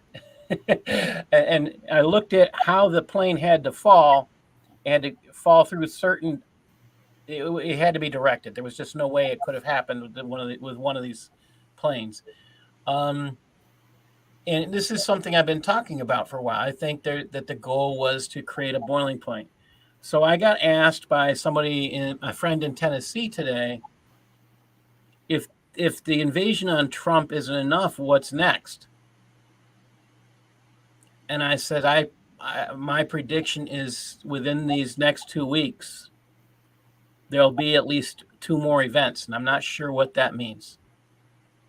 But I'm just going by what we're seeing. Again, I see the end goal is to somehow do something to the elections, to cancel them or something, to make it so they're all ballots, absentee ballots again. Because that's the only way, I think, in many states who don't have dominion like we do in New York State. I think that's the only safeguard they have. And that's Okay, so I'm going to chime in here because you're just inviting me now. You've unleashed your monster. I was waiting for that. No, Okay. he was waiting for William to hear William's take on this. So, Yeah, no, so sorry. Red, hold on. Let's let Hang on, William Red. give a take first. okay. We're now outside the issue of Islamic issues. Yeah. And frankly, my take is the following.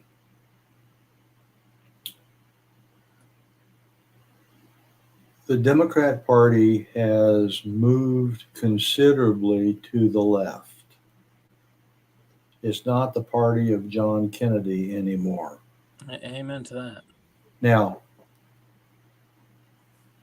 I think what is happening is the following. After Barack Obama came back from his sabbatical in Pakistan, he came back a transformed person and got into politics. And of course, he is a leftist of the first magnitude. And he made the comment he wanted to see the fundamental transformation of America. Rush Limbaugh caught a lot of flack when he said, I hope he fails, because Limbaugh anticipated what we're seeing today. Now, Obama had 8 years in power and had 8 years to develop a following who are embedded in government and who are now embedded in the White House as staffers for Biden. Biden is ineffective as a president, and it's my opinion that Obama is exerting power through his staffers affecting U.S. policy. Now, if you take a look at Merrick Garland, he was a close associate of Obama. A lot of the major players and the actions being taken on the January 6th Commission, the attacks on Trump, are tentacles emanating from the Obama administration. If you Google or go on to academia.edu, I have a PowerPoint presentation called The Subversion Process. And it's a PowerPoint that talks about the subversion of the United States, and it identifies how it's occurring. And it was written before the 2020 elections, and it still is accurate.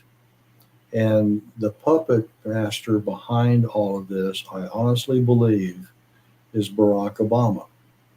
And he's using his cadre, who are still entrenched in the White House and in government.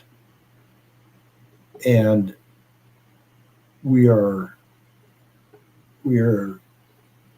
laboring under his efforts. I think there's an incredible accuracy, and part of that is, if for those unaware, what one of the huge differences in an executive order that Obama passed was who he can appoint without a review by the Senate. He approved of literally hundreds of positions that no longer get reviewed by the Senate, and I kind of get that process. Maybe it would be faster that way, but he literally was able to appoint people to supervisory positions, hundreds of them, without anyone looking at who they were. Mm-hmm. And this is, I looked at that and I started looking at all these positions. These were almost all of them were supervisory positions, and this allows him to do exactly what you're saying. Yeah, let me offer something. And if you're on this podcast and you got a pen and paper, now would be a time to pick up the pen and start writing. You hear the term deep state, and let me give you a definition and description of the deep state. The deep state emanates from official Washington and your political power. Hold on just a second. Cat wants attention. Hey, Paul, I was just going to add, remember who Obama's Supreme Court nominee was after Antonin Scalia Okay. Merrick Garland. Garland. Spot on with that. It was Garland? Okay. Yeah, it was Merrick Yep, Garland. he was the moderate. Yep, he was the moderate. No, I didn't realize that. Right. Forgot about that. The Senate refused to confirm him because they said, well, let's wait until after the election. Yeah. Oh, wow. It's Merrick Garland. Okay. So Didn't refuse. What's his name? And God bless him for it. And I thought he was making the biggest mistake of political career. No, refused to even bring it before the Senate. But thank God for that. Anyway, I'm sorry. Go ahead. Continue. okay, so let me continue here because this will be useful for you explaining to others what the deep state is.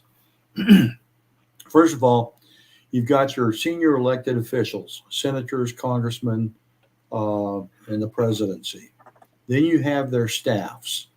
These staffs are senior people, and all of these people represent the social elite in the Washington, D.C. area.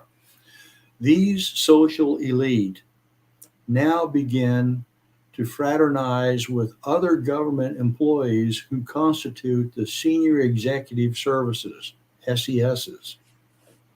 And the SESs go across multiple government agencies, FAA, NSA, CIA, IRS, blah, blah, blah, blah.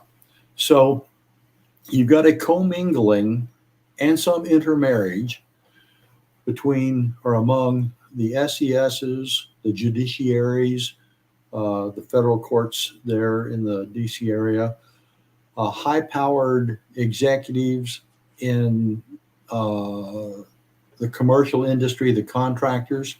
If you take $1 billion bill and turn it into a acquisition program, about half of that goes into the counties surrounding Washington, D.C., where all your corporate headquarters are. That's why if you go into D.C., you'll see some magnificent buildings in the surrounding areas. Well, those senior executives are on familiar terms with the SESs and members of Congress and their staffers.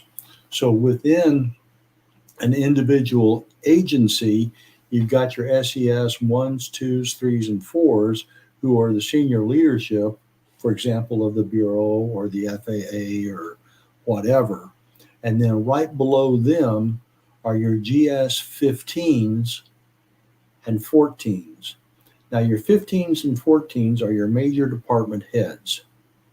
Your 15s are the ones who are just hoping to become appointed SESs. So the political power goes, for example, from the White House through the Justice Department down to the courts and then the law enforcement entities in the DC area. And the line of communications can go from the White House to the Justice Department to the Bureau down to a specific department within the Bureau to put pressure on the GS 12s, 13s, and junior 14s that are doing your work. So your deep state can be defined as your senior GS 15s and above through the presidency across the various government entities where SESs and senior 15s translate White House and congressional policy into practice and procedure. So it's sort of like a thermal barrier where you can see the cold air and the warm air and that little mist in between. And that little mist in between are your senior 15s and above. Yes. And I don't think anybody's clearly defined that as much as I've heard you do that today, Yeah. which is kind of. Now, here's another one too. And this is fun to watch. Wait, I'm sorry. Can I interject here? So basically, you're saying is, okay, the high-powered people, the high-level people, they come in and their positions are transitory. They switch, they move. I mean, if you look at Condoleezza Rice, or not Condoleezza Rice, Susan Rice, she was this, she was that, she's now something else. I mean, you look at everybody in the Obama administration. For the most part, they filled other roles through the Obama administration and other administrations. They're transitory. They come in and they pull in their own crew. And their own crew then staffs, okay, the lower level echelons, okay, of the government with their crew, which are all loyal to the same thing. Is that what you're saying? I mean, I'm kind of breaking it down here in simplistic terms. Okay. You know what I mean? I'm working against three problems here. The fidelity of your microphone, the fidelity of my microphone here, and my hearing aids. So I'm going to try to restate what I thought. Sounds like my problem too. What I think you said. The bottom line is all of these people in the DC area cross-fertilize, either socially, professionally, or whatever. And invariably, somebody's going to say, I'll see you at the Kennedy Center for thus and such play. Okay, now the Kennedy Center is actually a very good meeting point for the social elite in the DC area. But the cross-fertilization and the interaction between government and civilian, or government and non-government entities, is done at the social level. The government through government channels is done on a semi-professional level, emails and what have you. And if you are an analyst or an agent or any operative GS 14 and below, your GS 15s become that barrier that may or may not be able to protect you from the political pressures that are going to come down through the SES level. I'm going to. Wait. I'm sorry. Can you hear me better on this, Mike? Let me get Red one more comment, and we're getting towards the end. Yes. No. So you can hear me better on this microphone, Doctor Gawthrop? Can you hear me better on this microphone? I can turn it up. Hold on. Yeah, Can go you hear me ahead. better? Okay. So basically, okay. You got the high level, the political appointees or whatever. For instance, Susan Rice, who is one of those people that you mentioned. Okay, she doesn't have any Senate oversight. Okay, she is the gatekeeper. She's Borman. Okay, she's Borman. Okay, to whatever is installed as our president. But no, these people they appoint their GS-15, GS-14s. Let's go with the G-14s or whatever. Okay, no, that's not it. No, No, what I'm they're a saying. little bit higher than G. She's a little bit higher Well, than GS. GS-14s and 15s are permanent employees. You cannot that's fire what I'm saying. Okay, and die. she hires those GS-15, GS-14s, or promotes these people that are loyal to that position There to you go. get to the GS-14, 15. And those people who are the GS and 14 and 15 people, they promote and hire within, okay, their own people that are loyal to the cause. That's what that explains. What, Okay. in a nutshell, Rad, what you've just explained is the current FBI structure, and No, well, many that's what other I'm saying. structures as So well. it's basically La Cosa Nostra. It's basically this thing of ours. They apply. No, seriously, they bring in their own crew, okay, and then they promote their own crew within their crew, okay, and the people in charge. That's their only business, okay, is to make sure that their own crew that is loyal to the cause is being promoted within. So in other words, we gotta get the whole freaking thing, dude. No, we actually have to go through and burn the whole thing to the ground. I'm sorry. This is 30 years of this crap. At Yeah, least 8 years under Obama, and don't yeah, go. We got to go back to Clinton. Oh, yeah. You're not too far from you're not wrong. You're not wrong. The issue is the incestuous nature of the SESs and the political appointees and the political establishment. Now, break. Let's go to a slightly different conversational topic because this helps understand why the Bureau, for example, is impervious to congressional oversight. Going back to high school civics 101 or social studies, we are reminded that in a tricameral system, executive, judicial, and congressional, legislative, there are natural tensions between each of the branches of government. The FBI is a deep subset of the executive branch. Congress is always trying to hold hearings on the FBI. This is the battleground between the Congress, the legislative branch, and the executive branch. Okay? Now, each Congress lasts 2 years. Congress was started in 86, and we are, I think, in the 117th Congress or I whatever. believe you're right. Yeah. I Now, believe you're right. the FBI, the Justice Department, First Congress. yeah, the Justice Department was started, 86 years ago, whatever it was, but the Bureau was started in the 1930s. So the Bureau has survived, I think, about 57 or 60 Congresses. Now, let's work through this. A Congress lasts 2 years. Your average 20-year employee survives 10 Congresses. A 30-year employee survives 15 Congresses. And what the bureaucracy does when Congress issues a request for information, they delay. Well, we can't find it. There's these problems, blah, blah, blah.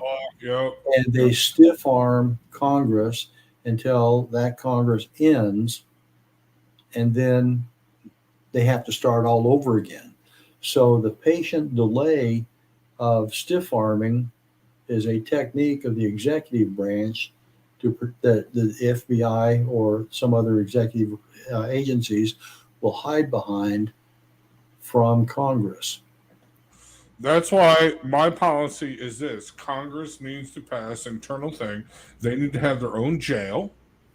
And when they are stiff arming, when they become before Congress and are stiff arming, we applied for these documents. You have not supplied these documents, then you go into our jail. Congress does You not have sit here and you authorization sit, by the Constitution. no, hold on. It's the people's house. The people's house is separate from everybody else, so they can pass their own rules. They can pass their own rules. So therefore, okay, fine, Mr. FBI agent. You're slow walking. You're doing what I do sometimes at my job, where I'm like, yeah, that's a ticket. We're gonna put that because I don't want to work at that now. We're gonna put that on hold until actually the problem resolves itself, because I know that's what's gonna happen. Yeah. Anyway, put that on hold. Okay, but no, you go sit in jail. And then only when you produce the documents I've asked, then you can be released from jail. Okay, and the Supreme Court be damned. Democrats do not care about the Supreme Court. This is what I'm saying. Hey, William has something to say, Rad. Hold on, Rad. Sorry. An observation.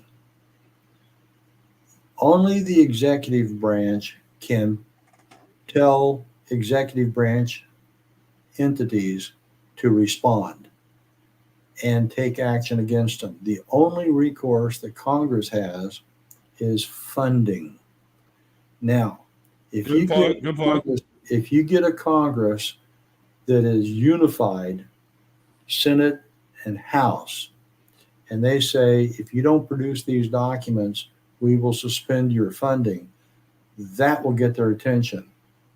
But other than that, Congress can't put anybody in jail. That's an executive function. And if they tried, it'd be adjudicated by the Supreme Court. In the meantime, the person would still be running free. The only thing Congress can do is strike the funding. Okay. There's an interesting. Well, that proposal is a whole other can of worms.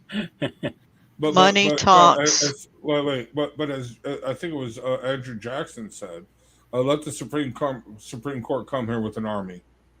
So yeah, I mean seriously, let them come and take the people's house. This person's in jail because they need to be in jail.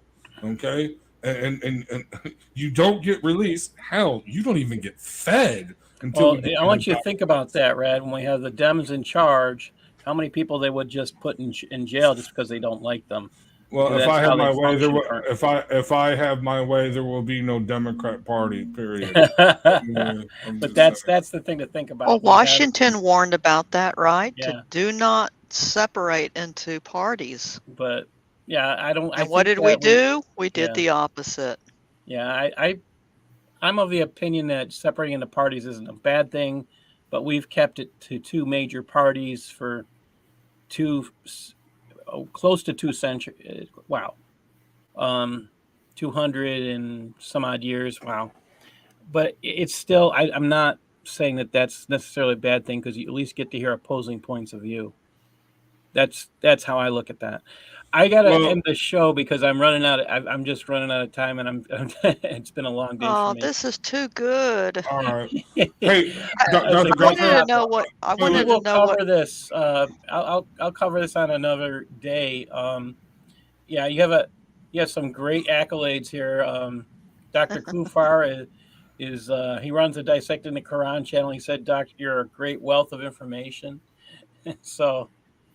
Yes, so thank you, Dr. I love listening to you. I hope I wasn't too radical, but no, I'm seriously. You're always too radical, Rad. Unless, I am sorry. I'm listening to Republican congressmen talk, and they're saying, we're going to have hearings, we're going to have oversight. I'm like, what's that going to do? Nothing. You can have all the hearings and oversights you want, but unless these people go to prison or face consequences, I am sorry. They framed people. They literally lied to the FISA court. They literally made up But evidence. the catch, Fred, the people who lied to the FISA court is not the House. That's the point. That's the FBI. The FBI can be held accountable. By law, they are supposed to be held accountable. But that has nothing to do with the House. That has to do with the DOJ actually following. But no, they get a slap on the wrist. The one guy that actually doctored documents from the CIA that said Carter Page was a CIA asset, and actually doctored it and applied it to the CIA and applied it to the FISA court, and they swore that this was truthful testimony. Okay, that guy gets a year in federal prison, so he's out in 6 months suspended, and he gets a plush contract. Okay, working as some advisor for somebody else. No, unless these people are punished and held accountable, I am sorry. It is going to continue. The corruption has just gone on too far. And yes, I do blame Congress. And yes, I do blame the Senate. And yes, I do blame former presidents that just were like, okay, we're just going to let this go. But no, we are tearing I was made aware of. Brad, you need to Trump, do a I was show. made aware. We'll jump on it. Yeah, under Trump, I was made aware of someone that was hired, that was being hired. I don't know that he actually ever finished hiring him, to weed out some of this problem. And it was more directed towards one particular source, of problem. But I don't think it's actually possible to. You run into numerous issues, and one is with unions, and you run into get rid of them. Yeah. I'm saying you run into numerous issues. I'm in the midst. I like unions for one reason, and I hate them for other reasons. So, brother, I'm a son of a Teamster, and I'm a son of my mom retired from the IRS. Okay, she actually tells a story when she was an office manager for the Economist Group, and she saved her office. She thought she was getting promoted, saved her office like $1 million. Her first year as the office manager, cut all the waste. And no, she was called into her supervised office and said, no, you're going to get fired. Why? Because guess what? If you say we're spending $1 million, we're wasting $1 million, and you don't apply in your budget for $1 million or more, guess what? You're not going to get it. You got cut the next year. Okay, Dr. Gawthrop has something to say. Okay, well, thanks for coming, William. You're welcome. And if you guys are interested, you can reach me by email, gawthrop@aol.com. All right. God bless everybody. We'll have to have you all back again. Thank you, Dr. Gawthrop. We'll have to see you soon. Take care, guys. Awesome. Good night. Thank you, Paul. God bless. Good night.